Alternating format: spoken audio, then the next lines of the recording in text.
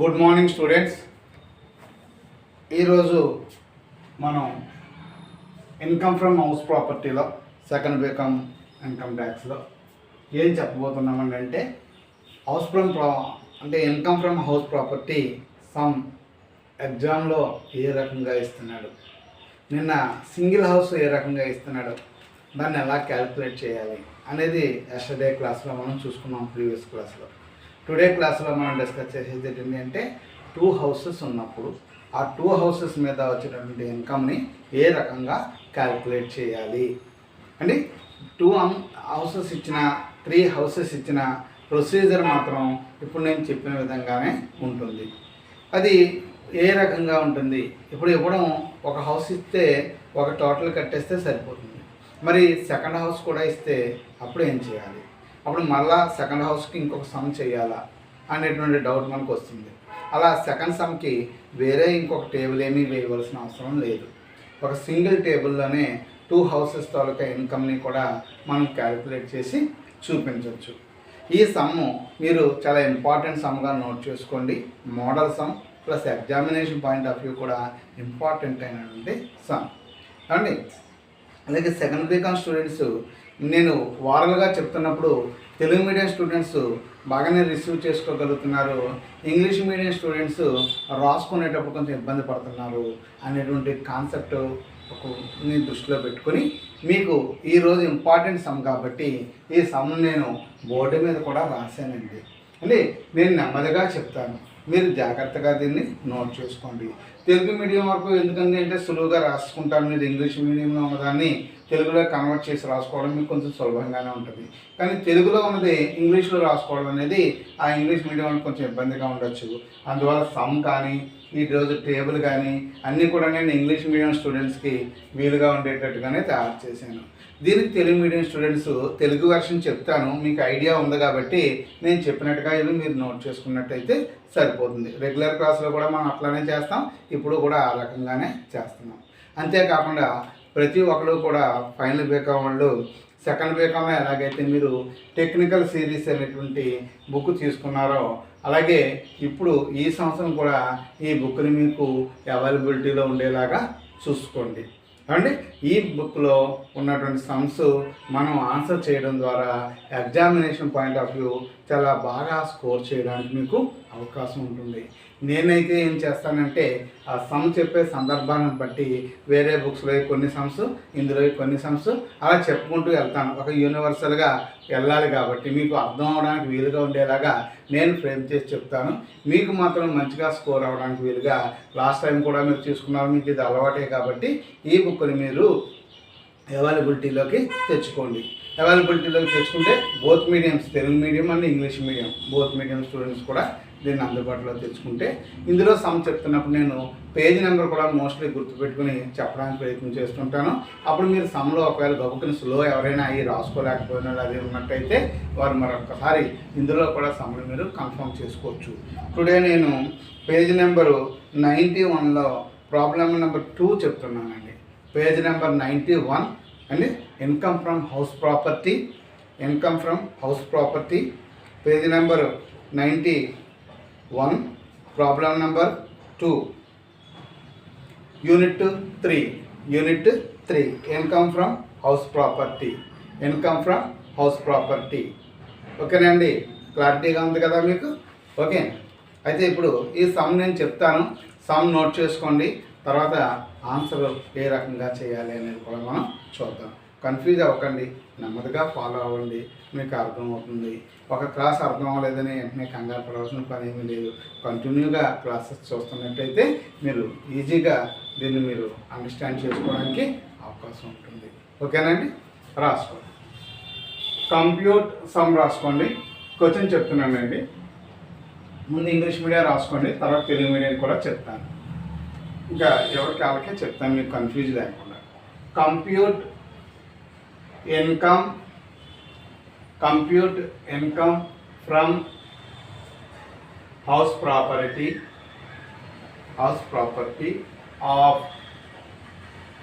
Of mister Madan.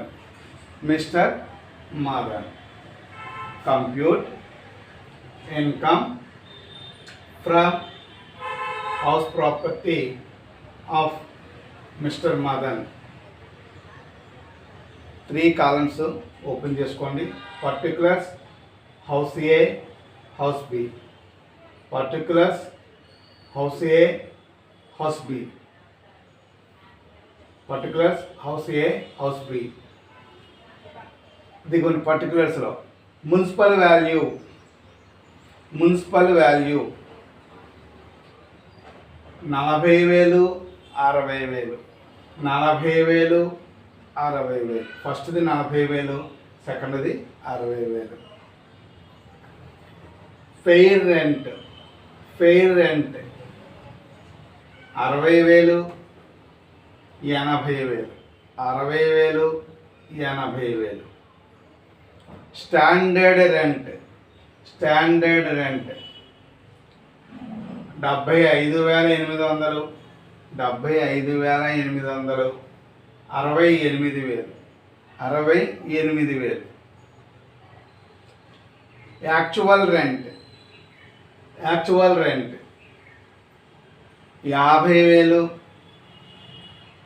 90,000, 50,000, 90,000.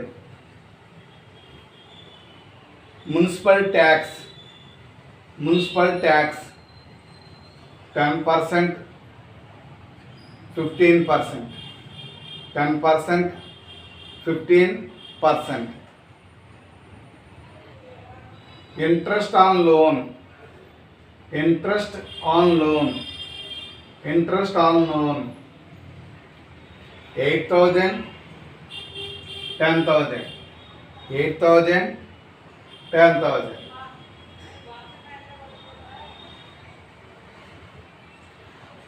Date of construction 1/6/2009, 1/6/2009, 12/4/2009, 12/4/2009, 12/4/2014, 12/4/2014. Pre construction interest 40,000, 20,000, 40,000, 20,000. Actual repairs 8,000, 6,000, 8,000, 6,000, 8,000, 6,000. ఇప్పుడు Telugu medium students రాసుకోండి. చెప్తాను sir. Telugu medium students రాసుకున్నామా. దిగువ వివరాల నుండి నేను చెప్పింది రాసేసుకోండి. దిగువ వివరాల నుండి మదన్ గృహాస్తి నుంచి ఆదాయం లెక్కించండి. దిగువ వివరాల నుండి మదన్ గృహాస్తి నుంచి ఆదాయం లెక్కించండి. మదన్ గృహాస్తి నుంచి ఆదాయం లెక్కించండి. 3 కాలమ్స్ వివరాలు. కొంచెం దూరంలో గృహం ఏ, ఇంకో దూరంలో గృహం బి. వివరాలు ఇలా రాసుకోండి. గృహం ఏ అలాగే గృహం బి, గృహం ఏ, గృహం బి. మున్సిపల్ వాల్యూ అంటే ఏమైనా రాసుకోవాలి. మున్సిపల్ అద్దె అని రాసుకోండి. మున్సిపల్ అద్దె ఏలో 40,000, బిలో 60,000 వేసుకోండి. ఏలో 40, బిలో 60. యుక్తమైన అద్దె 2వ పాయింట్. యుక్తమైన అద్దె 60,000, 80,000, 60,000, 80,000.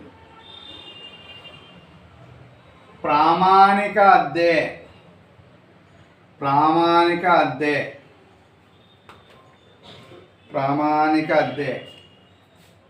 68,000, 68,000, ఇంగ్లీష్ మీడియం కూడా సరి చేసుకున్నానికి కరెక్ట్గా చెప్పాను.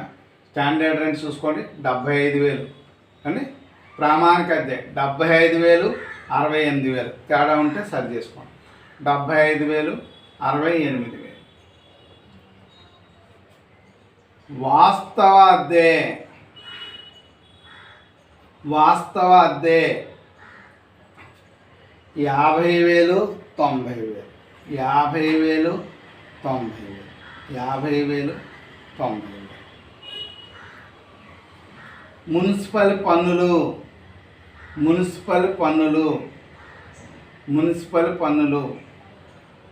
10% 15%, 10% 15%, 10 15.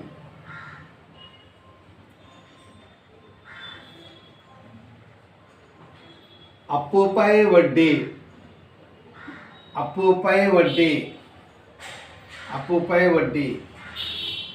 8,000 10,000 8,000 10,000 10,000. గృహ నిర్మాణపు తేదీ 1/6/2009 1/6/2009 12/4/2014 12/4/2014.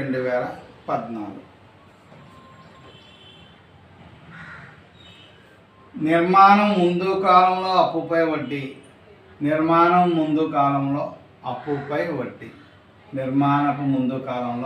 అప్పుపై వడ్డీ 40,000 20,000 40,000 20,000. వాస్తవ మరమ్మతులు 8,000 6,000 8,000 6,000. మరొకసారి చూసుకోండి. దిగువ వివరాలతో మదన్ గృహాసన నుంచి ఆదాయం లెక్కించండి. హెడ్డింగ్ వివరాలు గృహం ఏ గృహం బి. మున్సిపల్ అద్దె 40,000 60,000. యుక్తమైన అద్దె 60,000 80,000. ప్రామాణిక అద్దె 75,000 68,000. వాస్తవ అద్దె 50,000 90,000. మున్సిపల్ పన్నులు 10% 15%.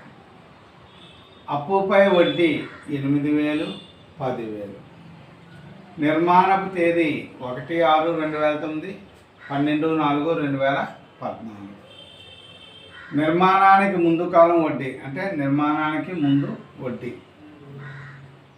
40,000 20,000. వాస్తవ మరమ్మతులు 8,000 6,000 8,000 6,000. సమ్ ఎలా ఉందండి?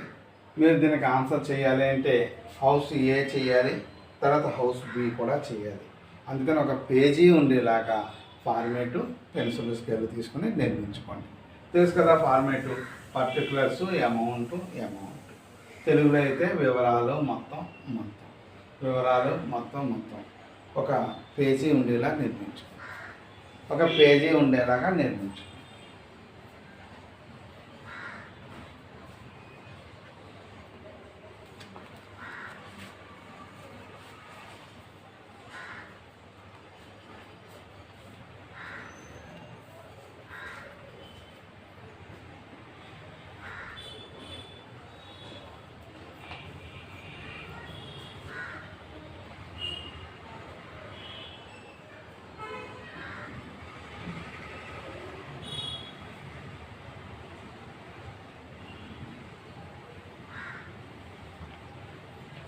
ఓకేనా? ఫార్మేట్ నిర్మించుకున్నారు కదా.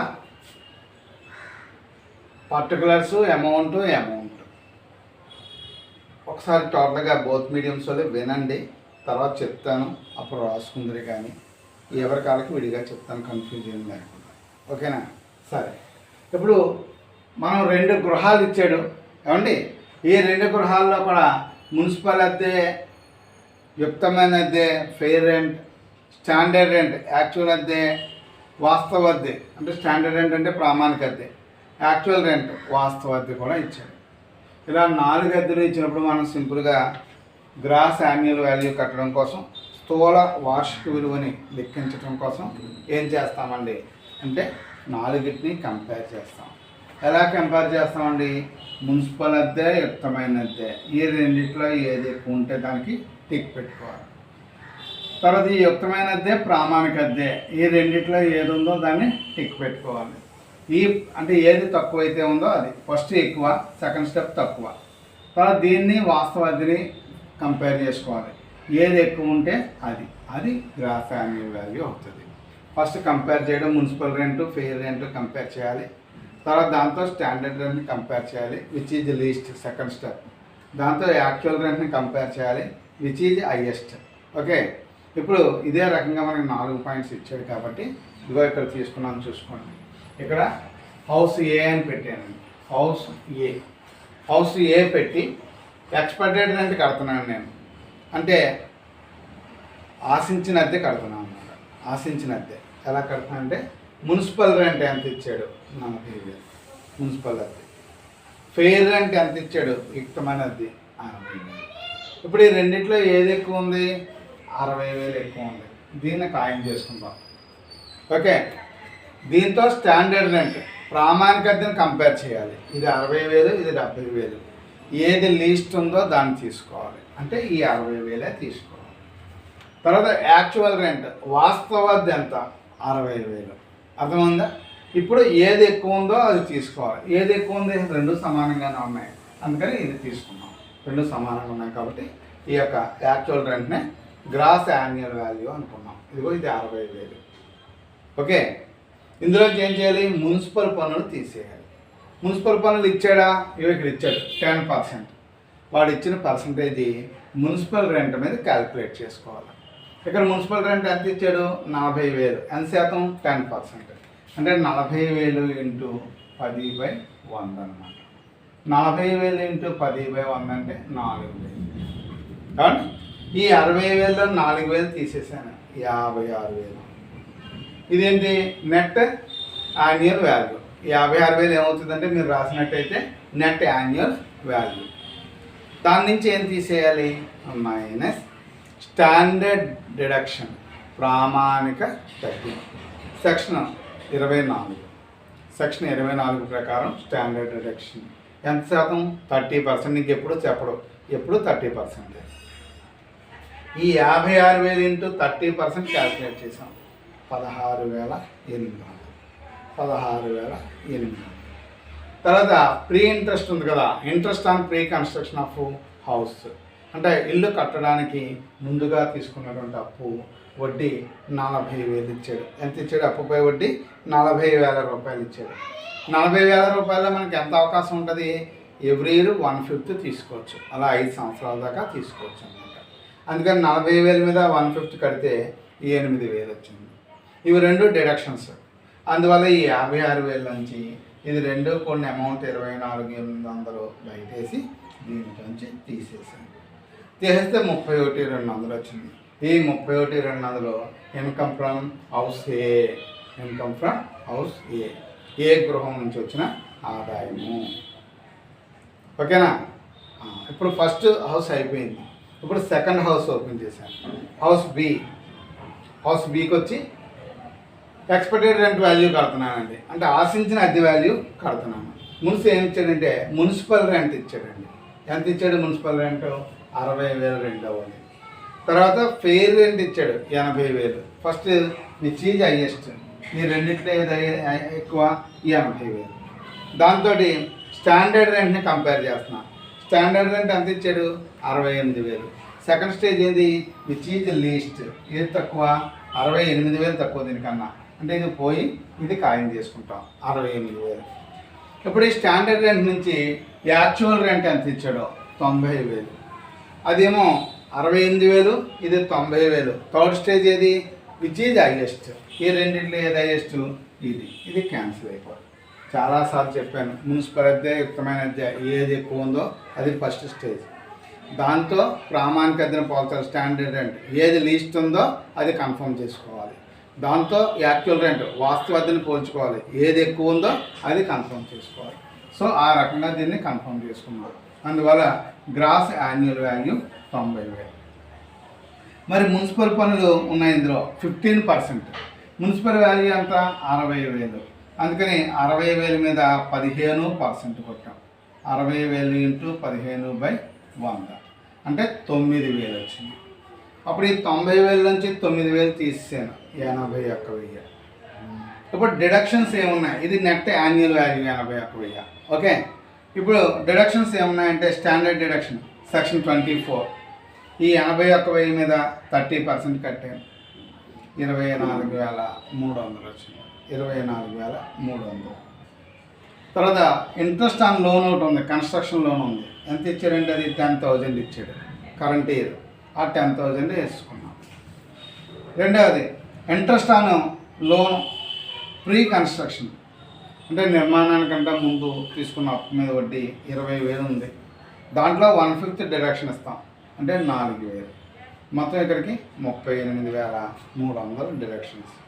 ఈ 81,000 నుంచి 38,300 తీసేస్తే 73,900 వచ్చింది. ఈ 73,900 ఏంటండి అంటే income from house B.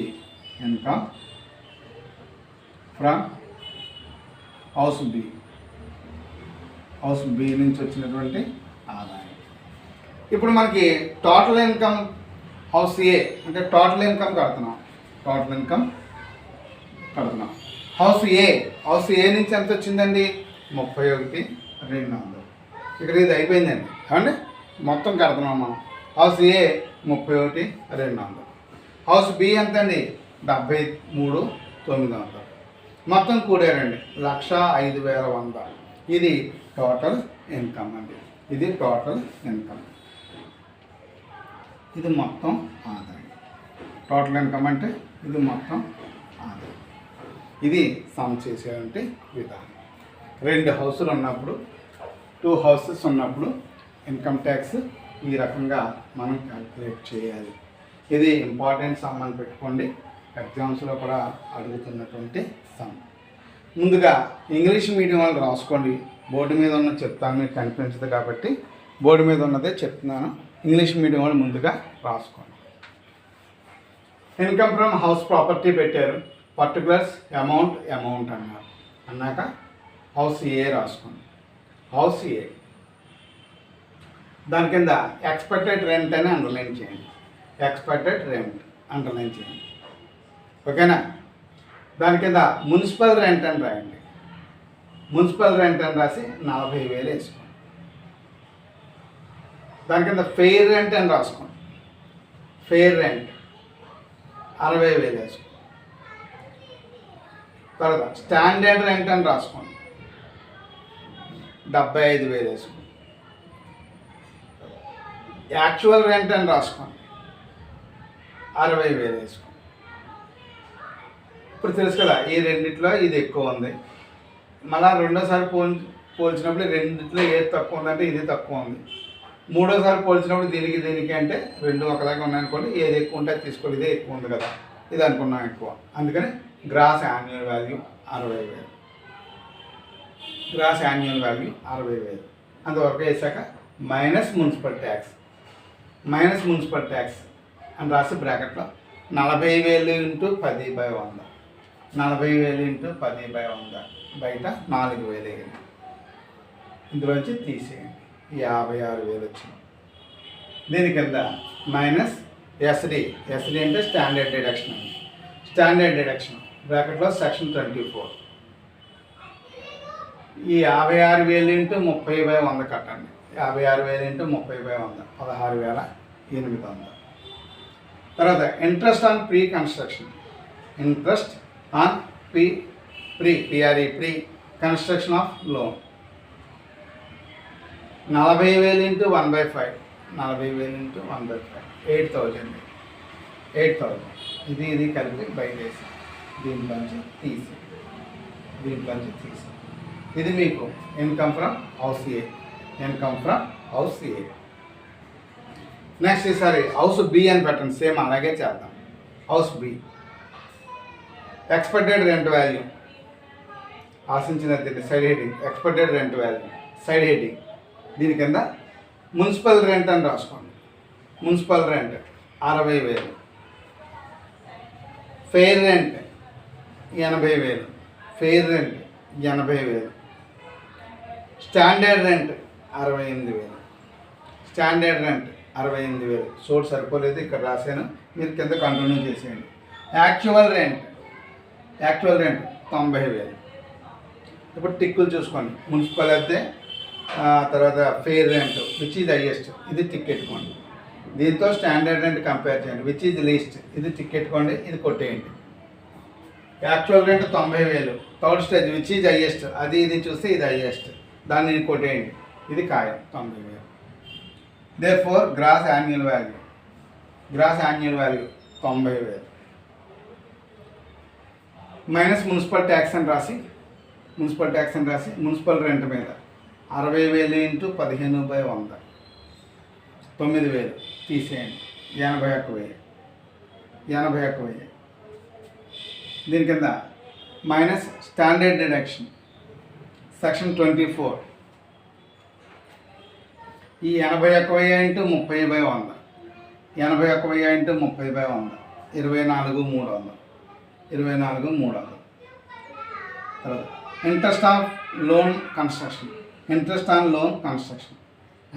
Loan construction current ఇయర్ది ఇది అంటే 10,000.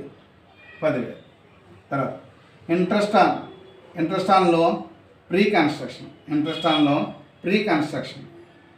సమ్లో 20,000 ఇచ్చాడు. 20,000 ఇంటూ 1/5 4,000. మొత్తం ఇక్కడికి 38,300. ఒక దాంట్లో నుంచి తీస్తే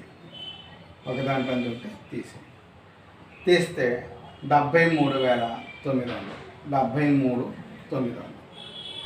ఇది ఇన్కమ్ ఫ్రమ్ హౌస్ బి గృహం నుంచి ఆదాయం. Income from B 73,900. అక్కడికి 2 గీతలు గీసి కింద టోటల్ ఇన్కమ్ అని రాసుకోండి. టోటల్ ఇన్కమ్ హౌస్ ఏ ఇందాక ఆన్సర్ 31,200. House B 73,900. మొత్తం కలిపోయింది 1,05,100. ఇది టోటల్ ఇన్కమ్. ఇప్పుడు తెలుగు మీడియం కూడా సేమ్ ఇలా రాసుకోండి, గీతలు కొట్టండి. వివరాలు మొత్తం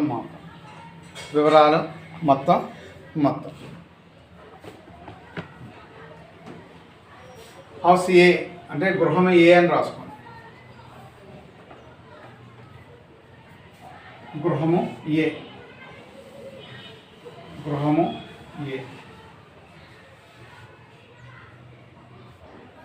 ఏ అని రాసుకుని ఫస్ట్ దాని కింద మున్సిపల్ అద్దె అని రాసుకో 40,000 వేసుకో. మున్సిపల్ అద్దె 40,000. యుక్తమైన అద్దె 60,000 వేసుకో. యుక్తమైన అద్దె 60,000. ప్రామాణిక అద్దె 75,000. వాస్తవ అద్దె 60,000. టిక్ ఎలాగండి? మున్సిపల్ అద్దె యుక్తమైన అద్దెలో ఇది ఎక్కువ ఉంది, దీనికి టిక్ పెట్టాం. దీనికి ప్రామాణిక అద్దెకి ఏది తక్కువ ఉందంటే దీనికే టిక్ పెట్టాం. దీంతో వాస్తవ అద్దెని పోల్చాం. ఏది ఎక్కువ ఉందంటే ఇది 60, ఇది 60 కాబట్టి ఏది తీసుకున్నా పర్వాలేదు, ఈ 60కి టిక్ పెట్టాం. ఇప్పుడు ఈ 60 ఏమవుతుంది అంటే మీకు స్థూల వార్షిక విలువ.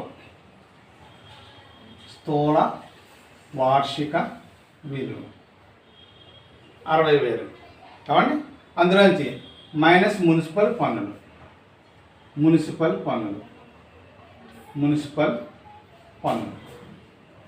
మున్సిపల్ విలువ 40,000 ఇచ్చారండి.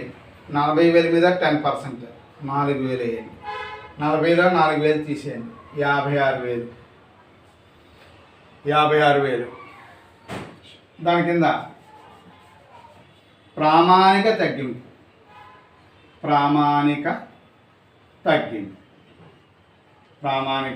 తగ్గింపు సెక్షన్ 24. ఈ 56,000 ఇంటూ 30/100, 56,000 ఇంటూ 30/100, 16,800, 16,800. తర్వాత నిర్మాణం ముందు అప్పుపై వడ్డీ, నిర్మాణం ముందు అప్పుపై వడ్డీ, నిర్మాణం ముందు అప్పుపై వడ్డీ. 40,000 ఇచ్చాడు. మొన్నే చెప్పాను కదా నోట్ పాయింట్, నిర్మాణానికి ముందు అప్పు చేసి దాని మీద వడ్డీ ఉంటే 1/5 చొప్పున 5 ఏళ్ళు తీసుకోవచ్చు. అందుకని దీని మీద 1/5, 8,000. మొత్తం ఇది కలిపితే 24,800. దీని నుంచి తీసేయండి. 31,200. ఇది గృహము ఏ నుండి ఆదాయం, గృహము ఏ నుండి ఆదాయం, గృహం ఏ నుండి ఆదాయం, గృహం ఏ నుండి ఆదాయం. కానీ ఇప్పుడు మీకు ఏ అంతా క్లియర్గా తెలుగు మీడియంలో చెప్పాను కాబట్టి ఇప్పుడు ఇంగ్లీష్ మీడియంలో ఉన్నదాన్ని తెలుగులో చెప్తాను, రాసేసుకోండి. ఇక్కడికి 31,200 అయ్యిందండి, గీత కొట్టారు. నెక్స్ట్ గృహం బి అని పెట్టండి. గృహం బి ఆశించిన అద్దె, సైడ్ హెడ్డింగ్ ఆశించిన అద్దె, ఆశించిన అద్దె. దాని కింద మున్సిపల్ అద్దె అని రాసి 60,000 అయ్యింది. మున్సిపల్ అద్దె 60,000. యుక్తమైన అద్దె 80,000, యుక్తమైన అద్దె 80,000. ప్రామాణిక అద్దె 68,000, ప్రామాణిక అద్దె 68,000. వాస్తవ అద్దె 90,000, వాస్తవ అద్దె 90,000. ఇప్పుడు చూసుకోండి, ఈ మున్సిపల్ అద్దె యుక్తమైన అద్దెలో 80,000 ఎక్కువ ఉంది, ఇది టికెట్. దీంతో ప్రామాణిక అద్దెను పోల్చాం, ఏది తక్కువ ఉందంటే 68 తక్కువ ఉంది, ఇది టికెట్, దీన్ని కొట్టేసాం. అప్పుడు వాస్తవ అద్దె 90,000, దీన్ని పోల్చాం. థర్డ్ది ఏది ఎక్కువ ఉందో అది, అంటే 90,000 టికెట్ దాన్ని కొట్టేసాం. అందువల్ల కింద స్థూల వార్షిక విలువ, కింద స్థూల వార్షిక విలువ 90,000 వేసుకోండి. 90,000 అందులోంచి minus municipal tax, municipal tax ఇక్కడ 60,000 ఇచ్చాడు, 15% అన్నాడు. 60,000 మీద 15%, 9,000 తీసేయండి. 90లో 9,000 తీసేశారు, 81,000. ఈ 81,000 కింద మైనస్ ప్రామాణిక తగ్గింపు, ప్రామాణిక తగ్గింపు బ్రాకెట్లో సెక్షన్ 24, సెక్షన్ 24. ఈ 81,000 ఇంటూ 30/100, 81,000 ఇంటూ 30/100, 24,300, 24,300. తర్వాత అప్పుపై వడ్డీ అంటే మామూలు ప్రస్తుతం అప్పు చేసినటువంటి దాని మీద వడ్డీ. అప్పుపై వడ్డీ, నిర్మాణ కాలంలో చేసిన అప్పుపై వడ్డీ 10,000, 10,000.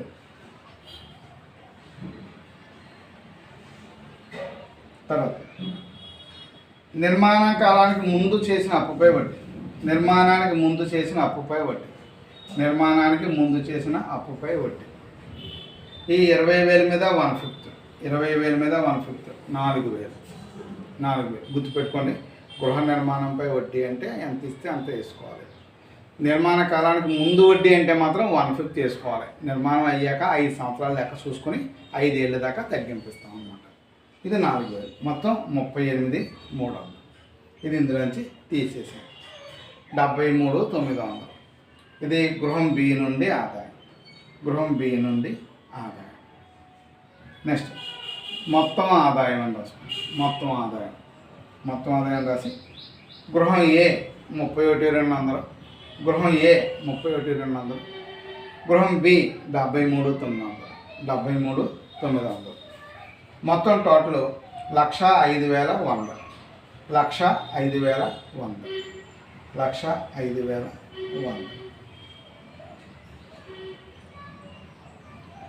ఇది మొత్తం ఆదాయం, ఇది మొత్తం ఆదాయం.